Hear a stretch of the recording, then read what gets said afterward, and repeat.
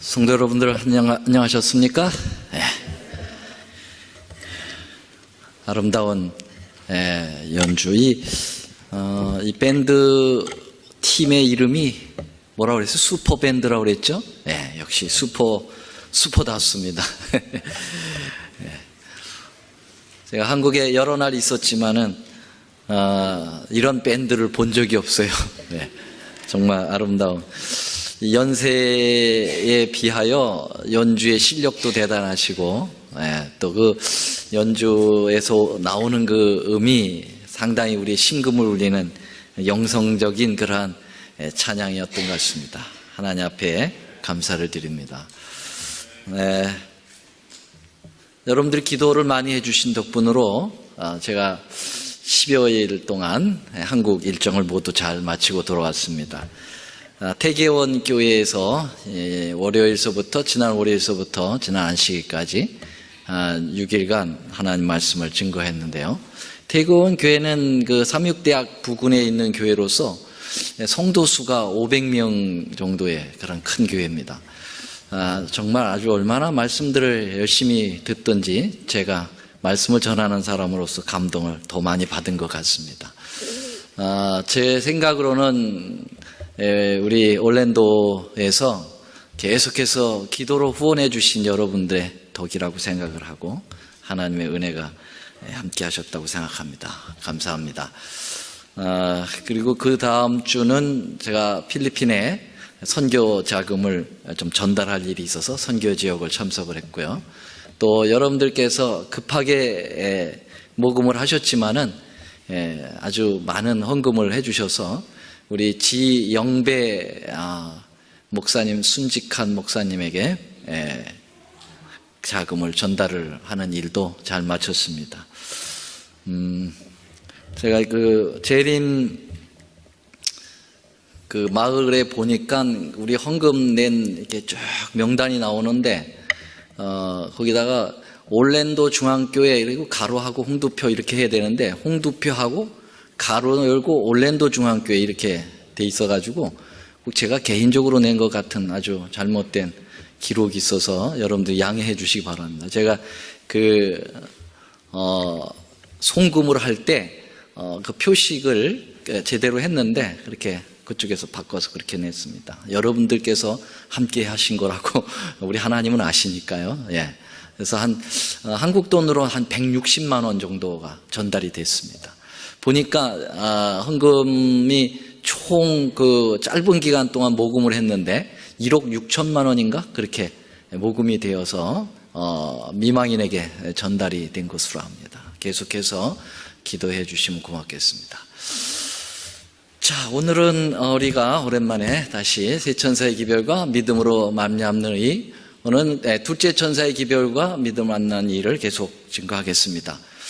이 둘째 천사의 기별과 믿음으로 말미암는 의 상당히 좀 길어질 겁니다. 왜냐하면 이 바벨론에서 나오는 일이 그렇게 쉽지 않기 때문에 그런 것 같아요. 이 바벨론에서 나와라 라고 하는 기별인데 바벨론이라고 하는 이 세상적 사상이 우리의 머리를 가득 채워서 참 이 일을 빠져나오는 일에는 상당한 주의가 기울여지고 또 말씀이 계속 반복돼야 될 것으로 여겨집니다. 자, 여기 계시록 14장 8절 다시 한번 읽어보겠습니다. 시작. 또 다른 천사 곧 둘째가, 다 같이 크게 한번 같이 읽겠습니다. 시작. 또 다른 천사 곧 둘째가 그 뒤를 따라 말하되 무너졌도다 무너졌도다 큰 성 바벨론이요 모든 나라를 그 음행으로 인하여 진노의 포도주로 먹이던 자로다 하더라. 여기 두 번째 천사의 기별의 핵심적인 단어 두 가지를 말씀드렸습니다. 뭐하고 뭐죠? 바벨론과 음행이라고 하는 것입니다. 음행은 두 가지 음행이 있는데 하나는 육적인 음행은 배우자 외에 성적 관계를 갖는 것이고 영적 음행은 하나님을 온전히 섬기는 것이 아니라 하나님의 방법이 아닌 인간적 방법으로 하나님의 뜻을 대신하려고 하는 것이 이제 바벨론 음행이라고 그랬습니다. 성경의 역사를 보면은 영적 음행자들이 나오는데요. 제초에 이제 아담과 하와가 이제 영적 음행자들이었고요. 두 번째로는 가인이 그 뒤를 이었습니다. 그래서 가인의 제사는 그것은 제사가 아니고 악한 행위라고 하나님께서 평가하고 있습니다. 세 번째로는 바벨탑을 쌓는 정신이 영적 음행 정신이라고 말씀드렸는데요. 이렇게 크게 바벨탑을 쌓은 것은 하나님의 홍수의 심판을 다시는 우리가 맞이하지 말고 이제 회개하면서 맞이하지 말고가 아니라 하나님이 그렇게 심판하면 이번에 한번 맞서 싸워보자, 하나님을 대적하는 정신이죠. 그래서 첫 번째로는 교만의 정신이고, 두 번째 정신은 인본주의 정신이었다고 그랬고요. 세 번째 정신은 불순종의 정신이었습니다. 이러한 정신으로 하나님을 대적하는 그러한 모습이 이 영적 음행의 그러한 하나의 족보로 형성되었다고 볼 수 있겠습니다. 그래서 이 선악의 대쟁투의 두 공간이 이제 형성되기 시작했는데, 사단의 본부는 어디에다 두었습니까? 바벨탑, 갈대아 우루, 바벨론이라고 하는 것. 하나님의 본부는 어디에 있습니까? 가나안, 모리아산, 예루살렘이라는 것입니다. 그래서 바벨론과 예루살렘은 선악의 대쟁투의 두 공간을 상징한다, 이렇게 말씀을 드렸습니다. 그래서 어떻게든지 사단은 예루살렘에서 바벨론으로, 그리고 하나님께서는 바벨론에서 예루살렘으로 이렇게 이끄시는 모습들을 보면서 그 싸움이 계속되고 있죠. 여기서 이제 바벨론에서 예루살렘, 예루살렘에서 바벨론이라고 하는 이것은 어떠한 그 물리적인 사람의 이주라든지 그러한 어떤 전쟁의 그러한 일반적 형태라든지 이런 것을 넘어서 가지고 우리의 정신 구조, 그래서 바벨론 정신에서 예루살렘으로, 예루살렘의 신앙에서 이제 바벨론으로 이렇게 하는 그러한 정신적 구조까지, 영적 그러한 문제까지 계속 다루고 있음을 우리에게 보여주고 있다고 말씀을 드렸습니다. 이 아브라함과 둘째 천사의 기별을 지난 시간에 말씀을 드렸는데요. 아브라함은 어디에서 어디로 옮겼습니까? 바벨론에서 어디로 옮겼습니까? 가나안 땅인 예루살렘으로 옮겼습니다. 그러나 그 정신도 함께 따라 나왔나요? 아브라함이 바벨론에서 자라면서 익혔던 우상 숭배 정신, 인본주의 정신도 같이 따라 나왔습니까? 이 바벨론 정신을 그대로 버려두고 나오지 못하고 바벨론 정신을 가지고 나왔습니다. 그렇죠?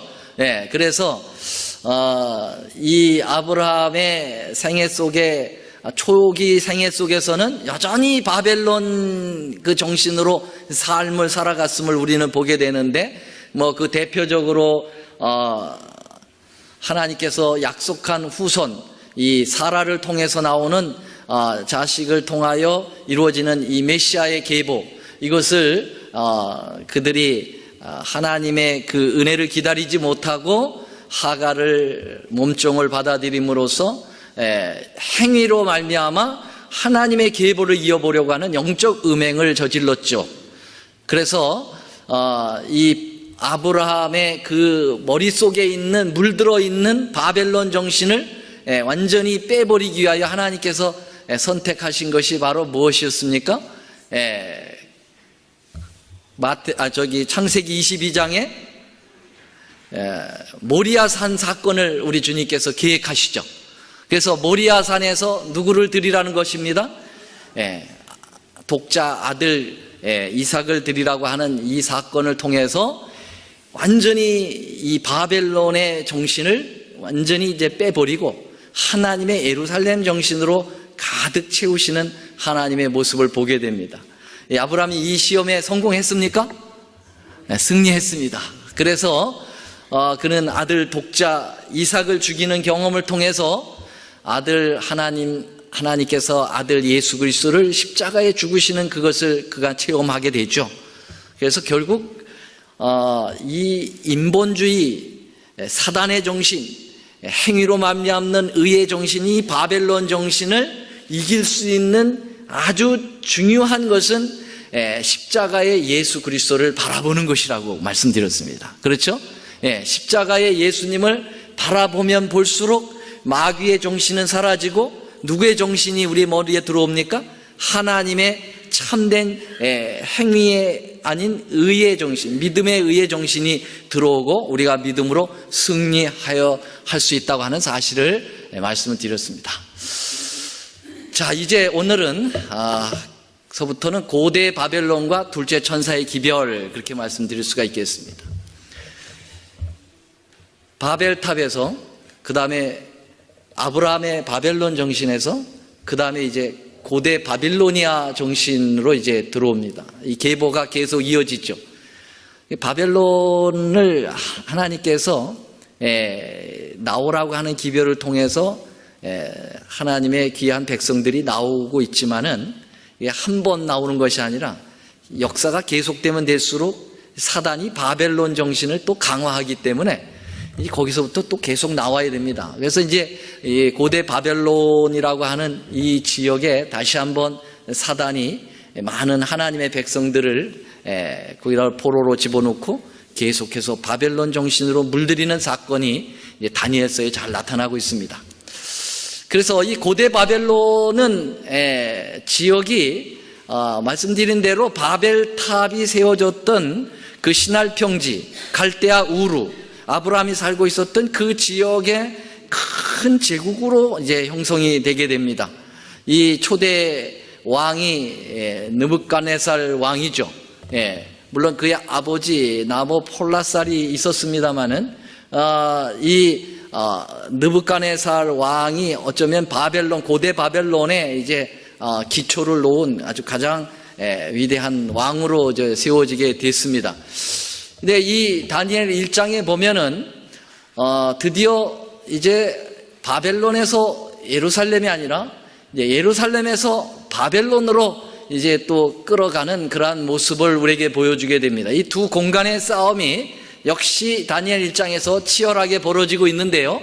우리 한번 다니엘 1장 1절 2절을 보면은 그 장면을 볼 수 있게 되겠습니다. 한번 1절 같이 읽어보겠습니다. 시작. 유다 왕 여호야김이 위에 있은 지 3년에 누구 왕이라고 그랬어요? 바벨론 왕이 어디에 이르렀습니까? 예루살렘에 이르렀습니다.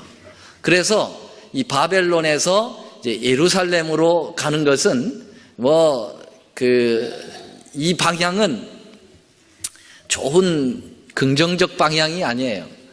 우리가 일반적으로는 바벨론에서 예루살렘으로 가야 되겠지만 지금 이것은 바벨론 왕이 예루살렘에 간 것은 예루살렘 정신을 물들이기 위하여 간 것이 아니라 예루살렘을 뭐 하기 위해서 간 겁니까? 에워쌌다고 그랬습니다.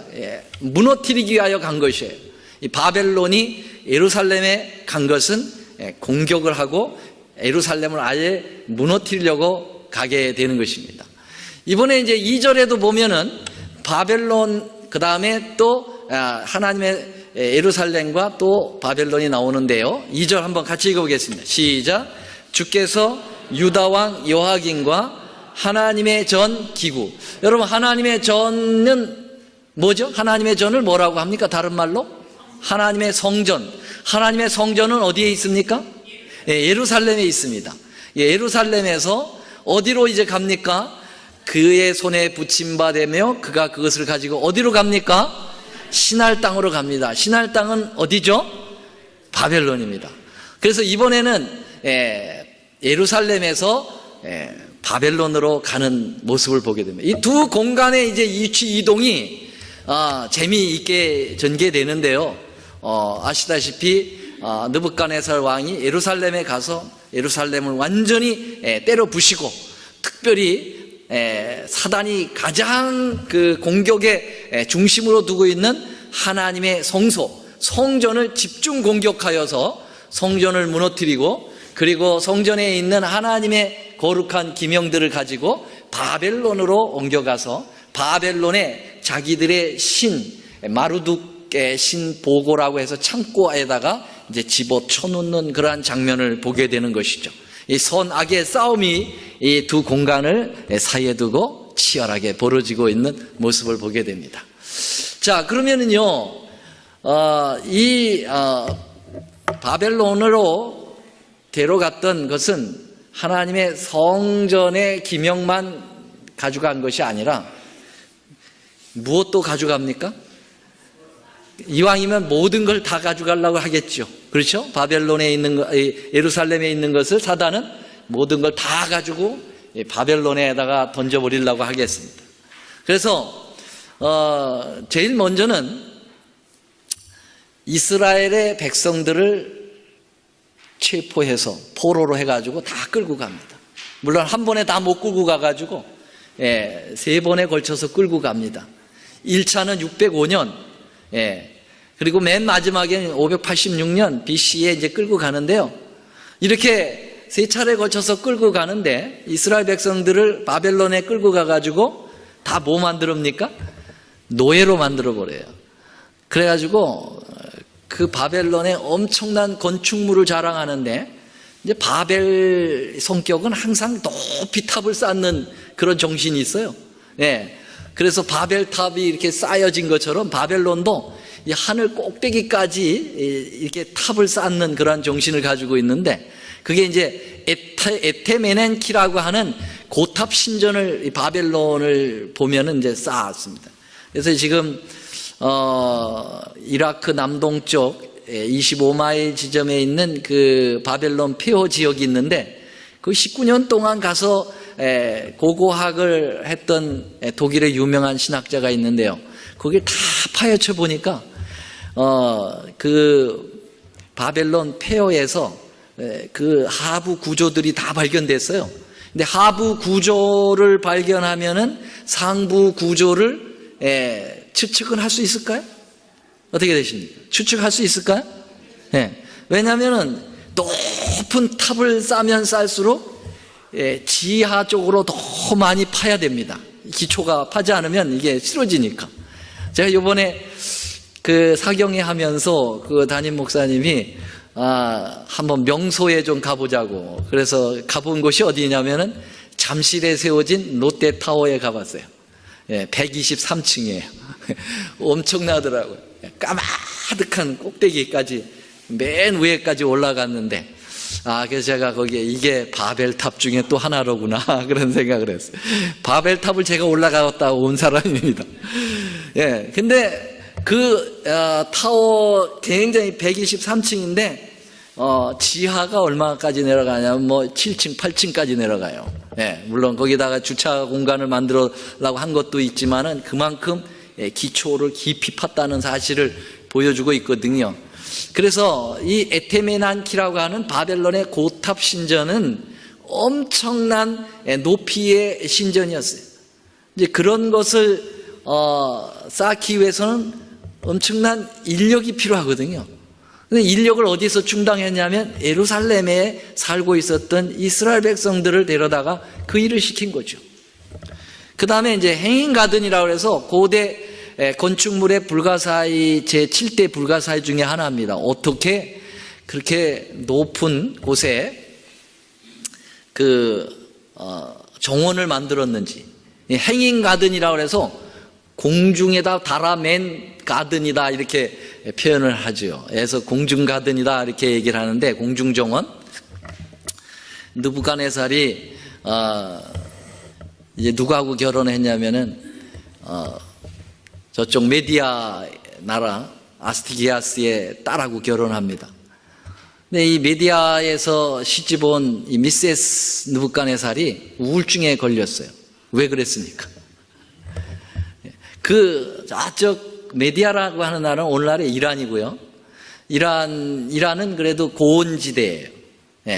근데 이 이라크, 바벨론의 이제 그 후예들은 이라크거든요. 근데 이라크는 완전히 그 사막지대거든요. 사막지대. 황야지대거든요. 그러니까는 저쪽 수풀도 많고 산도 많은 그러한 곳에서 시집온 미세스 느부갓네살이 뭐가 걸렸어요? 우울증이 걸릴 수밖에 없어요. 그래서 날마다 눈물을 짓고 밥도 안 먹고 그러니까 느부갓네살 왜 그러냐고 물어보니까 내 고향 가고 싶어. 그곳엔 수풀도 많고 산도 있고 그런데 이건 뭐야? 이건 완전 사막이잖아. 나 시집 잘못 왔어. 자꾸 그러니까 느부갓네살 왕이 그럼 내가 산 만들어주고 정원 만들어주면 될 거 아니야. 그럼 만들어봐. 그래서 만든 게 뭐예요? 그게 바로 행인가든이죠.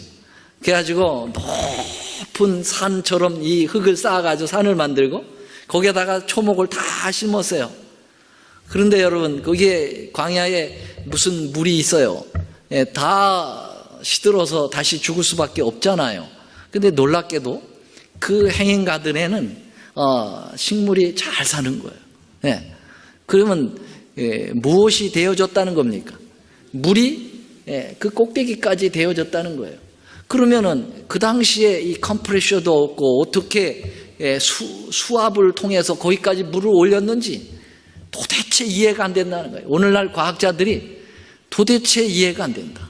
어떻게 그 높은 곳까지 그 강력한 수압을 통해서 물을 올려서 행인 가든을 만들었느냐. 이게 오늘날에도 풀리지 않는 불가사의, 그래서 불가사의한 겁니다.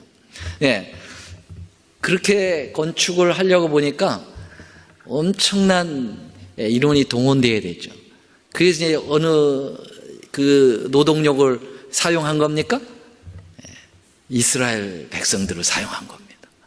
이스라엘 백성들은 옛날에도 애굽에서도 그 엄청난 노예로서 고생을 했잖아요. 그래서 그 피라밋이라든지 뭐 스핑크스라든지 그런 엄청난 그거 외에도 이 이집트에 가면은 정말 사람이 상상할 수 없는 만한 그러한 엄청난 건축물들이 존재하잖아요. 그게 다 이스라엘 백성들이 만든 거잖아요. 왜 그렇게 일을 시킵니까? 뭐 하지 못하도록, 하나님 앞에 예배하지 못하도록, 정신없이 일을 시키다 보면, 일을 하다 보면은 하나님께 예배 드리는 걸 다 잃어버리는 거예요. 그래서 애굽에서도 그들이 벽돌을 정신없이 찍도록 만들잖아요. 갑자기 아담이 나옵니다. 제가 지금 그 시차로 인해 가지고 정신이 왔다 갔다 하니까 말이 좀 빗나가더라도 이해를 해주세요. 지금 진짜 꿈인지 생시인지 잘 모르겠어요. 지금 정신이 왔다 갔다 합니다. 모세를 보내가지고 내 백성 내보내달라 그렇게 얘기할 때 바로가 뭐라고 얘기했습니까? 바로가 바로 얘기했죠. 뭐라고 얘기했어요? 너희들이 왜 내 백성을 그 이스라엘 내 정말 소중한 노예들, 나의 아주 귀중한 재산들인데 왜 내보내라고 했느냐? 그랬더니 모세가 뭐라고 그래요? 우리 예배 드리러 가야 된다. 그러니까는 바로가 무슨 예배냐? 하나님이 누구 간대? 그래서 애굽이라고 하는 나라는요, 무실론의 상징적 국가예요. 무실론, 애굽. 계시록 여러분 11장에 보면은요, 애굽이 나와요. 그 애굽은 무실론을 상징하는 거예요. 에집트. 여호와가 누구 간대? 내 소중한 재산을 뺏어가라고 하느냐? 그러면서 바로 가로막은 게 바로 뭡니까? 역사나 그랬어요. 역사라는 말은 힘써 일하라 그랬어요. 그래가지고 전에는 모두 안 줬어. 전에는 지푸라기 다 대줬는데 지푸라기 안 대주고 이제 지푸라기까지 구해가지고 벽돌 찍으라고 그랬어요. 그래서 일을 더 시키지 않아요. 일을 더 시키는 이유는 뭐냐면 예배를 방해하고 있다는 사실을 거기서 드러내는 거예요. 희생은 무슨 희생? 하나님 앞에 예배 드리는 것보다 일을 하라는 거예요. 그래서 사단의 이제 본색이 드러나게 되는 거죠. 거기서 왜 이스라엘 백성들을 한순간에 그들을 노예로 만들었는가? 그는 이제 바로가 만들었다기보다는 바로에서 뒤를 조종하는 사단이 만든 거거든요. 사단이 정신없이 일을 시키는 거예요. 오늘날에도 일 때문에 많은 사람들이 예배를 포기하는 수가 있어요. 그렇지 않아요? 이 자리가 이렇게 비는 것도 너무 일하다 보니까 지쳐가지고 그냥 집에서 쉬다가 그냥 집에서 쉰다 이렇게 하는 사람도 많이 있고, 지금도 정신없이 일하시는 분도 있어요. 벽돌 찍는 거지 뭐 정신없이. 벽돌 찍다가 인생은 가도록 만든 게 사단이에요. 맞아요 안 맞아요? 맞죠? 근데 여러분들은 대단하십니다. 벽돌 찍는 거 잠깐 멈추시고 예배 드리러 오셨어요.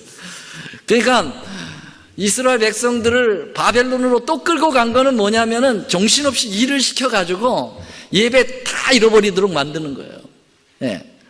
근데 성전 기명을 갖다가 완전히 자기 창고에다 집어넣고 이스라엘 백성들은 끌어다가 노예시켜가지고 하나님 예배 드리는 거 다 잊어버리게 만들고, 그 다음에 여기 지금 이 그림에 나오는 것처럼 이스라엘의 귀족 출신들은 잡아다가 일시키지 않고 이 사람들은 완전히 정신 개조를 시키는 일을 이제 사단이 하게 되는 거죠. 교육을 통한 바벨론 정신 주입. 이제 다니엘 1장을 보면은요, 다니엘 1장을 보면은 사단이 예루살렘에서 끌고 온 이 귀족들에게, 다니엘과 세 친구들이 여기에 포함되어 있죠. 이 사람들을 갖다가 정신없이 그 머리에 이스라엘 정신을 빼버리고 자기들이 가지고 있는 인본주의 정신, 사단의 정신을 거기다가 집어넣는 일을 하는 작업들이 다니엘 1장에 쫙 나옵니다. 여러분들이 다니엘 1장을 이제 우리가 그런 시각으로 봐야 돼요.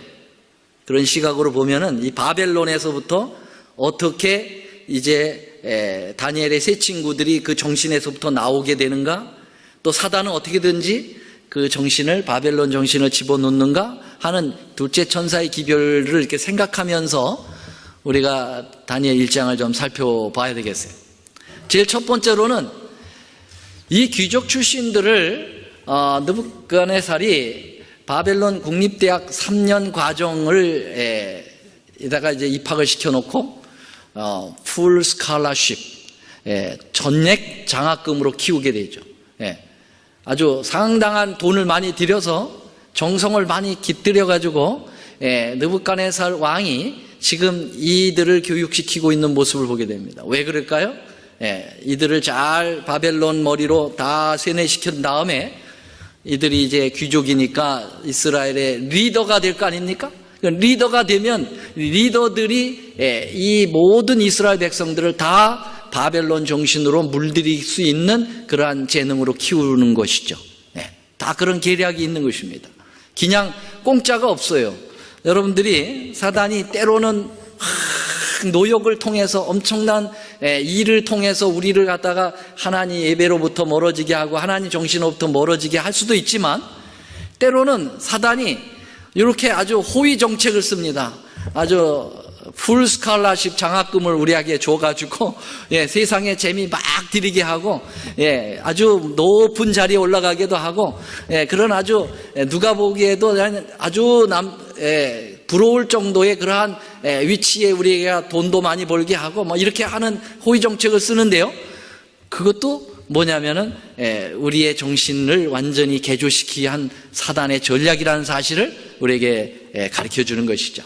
자, 그러면은요, 이 바벨론 국립대학에서 이 세 친구들, 그 다니엘과 세 친구 이들에게 이제 어떻게 주입을 시켰는가? 첫째로는 교육을 통해서 이제 정신을 주입을 시킨다고 하는 사실이죠. 우리 한번 다니엘 1장 4절을 한번 같이 읽어보겠습니다. 시작.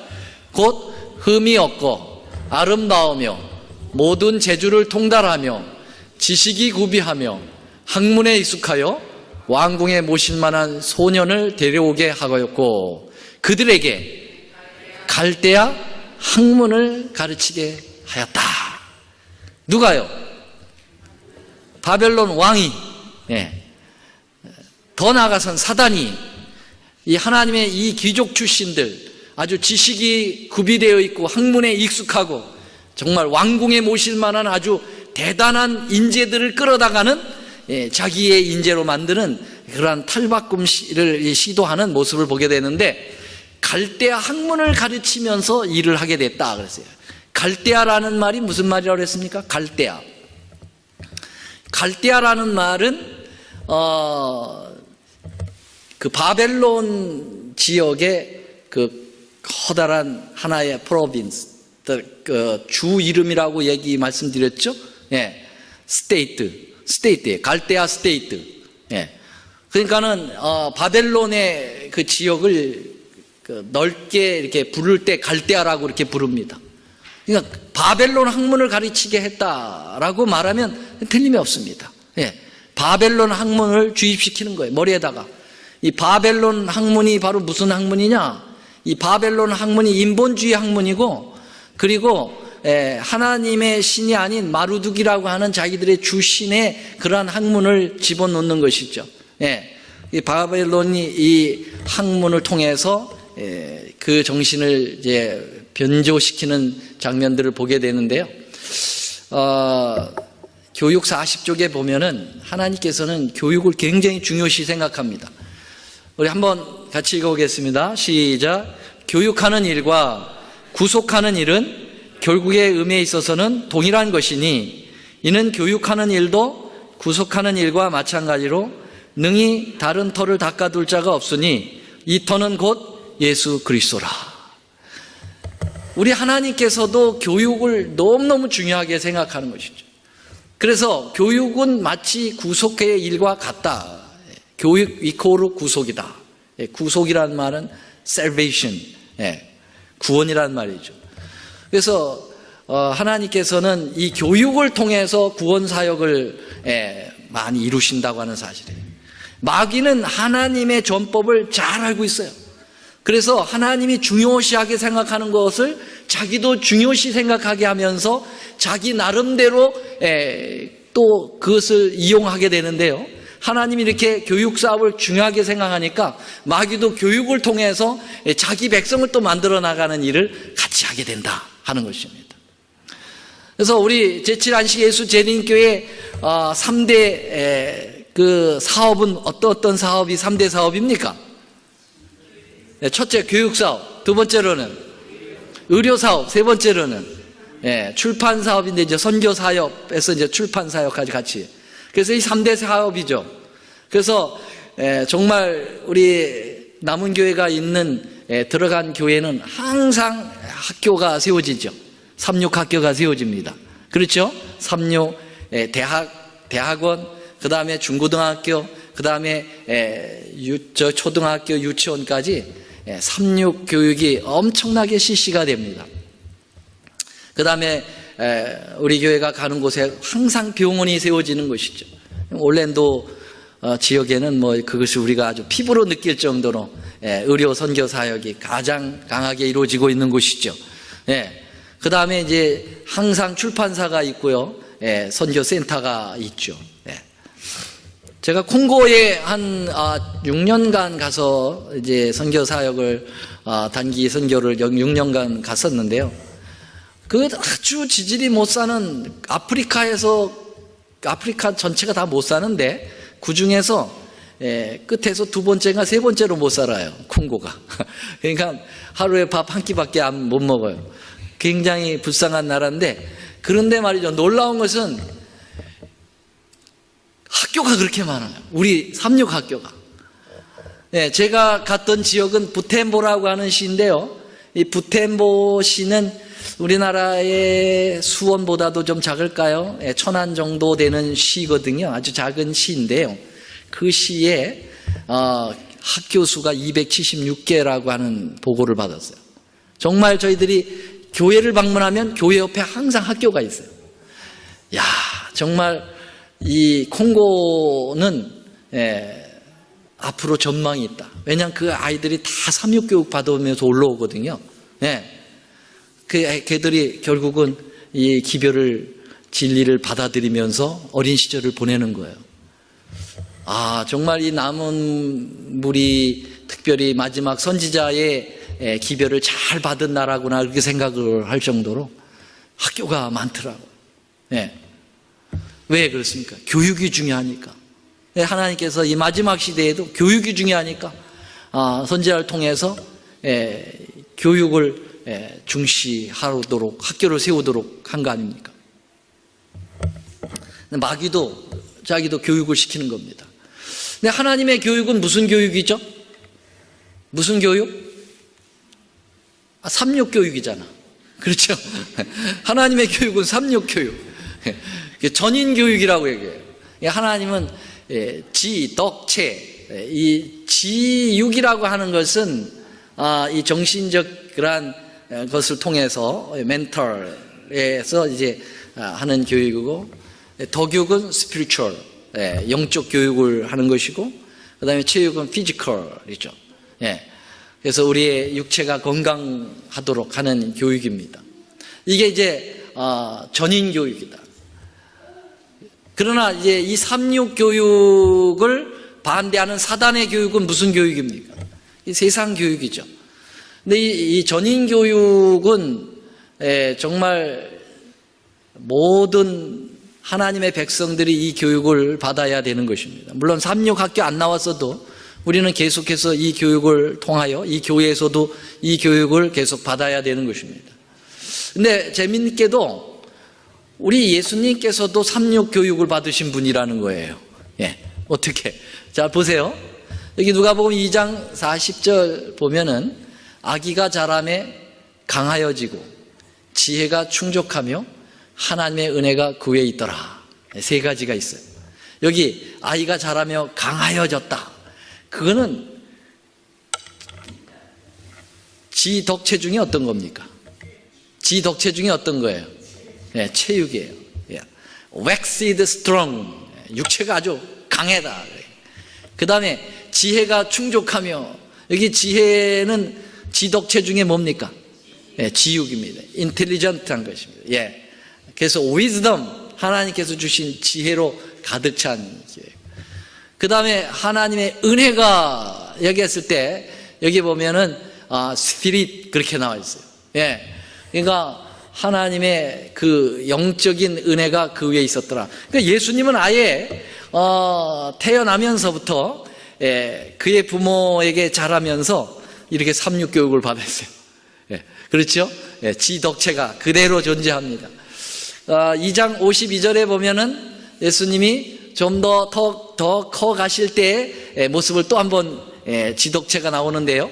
2장 52절 한번 같이 읽어볼까요? 시작. 예수는 그 지혜와 그 키가 자라가며 하나님과 사람에게 더 사랑스러워 가시더라. 여기도 삼육이 있습니까?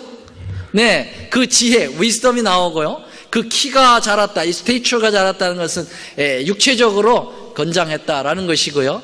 그 다음에 favor with God, 다시 말하면 하나님의 영이 함께 하신 그러한 그 어린 시절을 보내는 모습을 보게 돼요. 그래서 예수님도 삼육 교육을 받으신 분이다, 그렇게 볼 수가 있죠. 이 삼육 교육은 우리 예수님으로부터 모본이 되어져 가지고 모든 시대에 이 교육이 필요함을 우리에게 가르쳐주고 있는 거죠. 그러면 사단의 교육은 바벨론 교육인데 사단도 지덕체로 교육을 합니다. 삼육 교육을 시키죠. 근데 사단의 지덕체는 뭐냐? 이 지적인 거, 이 위스덤적인 그러한 교육을 하지 아니하고 그냥 어떤 뭐라 그럴까요? 지적 능력만 강조하는 그러한 교육이죠. 이 사단의 삼육 교육 가운데 이 지육에 대한 교육이 가장 활발하게 이루어지고 있는 나라는 어느 나라일까요? 퀴즈. 한국 정답입니다. 누가 맞히셨어요? 예. 하나님의 축복이 함께 하시기 바랍니다. 드릴 건 없고. 한국이 정말 지적 능력만 강조하는 잘못된 편파적 교육을 시키고 있잖아요. 애들을 그냥 꼼짝없이 가다 놓고 계속 네가 1등 해야 된다, 네가 1등 해야 된다. 예. 교육이라고 하는 것은 정말 하나님의 교육을 가르치고 또 서로 사랑하고 나누어주고 서로 공생하는, 이게 진짜 지적 교육에 대해야 되는데요. 마귀는 계속 네가 1등 해야 되고 네가 성공해야 되고 그럼 남을 갖다가 어떻게 해요? 짓밟아도 좋다, 이런 교육이죠. 특별히 한국 교육을 제가 이제 교목으로 한 6년 있으면서 기가 막힌 거는요, 그 상대평가를 한다는 거예요. 상대평가예요. 그래서 상위 몇 프로에 들어야 된다. 그러면 뭐예요? 남보다 내가 더 점수를 많이 받아야 돼요. 그래가지고서는 조금 채점이 잘못된 듯 하면 남이 자기보다 점수가 많이 받았다 생각되면 선생님한테 갖다 따져, 애들이. 예. 왜냐면 쟤 때문에 내가 손해본다, 이거예요. 그러니까 친구를 갖다가 뭐로 보느냐 하면 친구로 보는 게 아니라 뭘로 봅니까?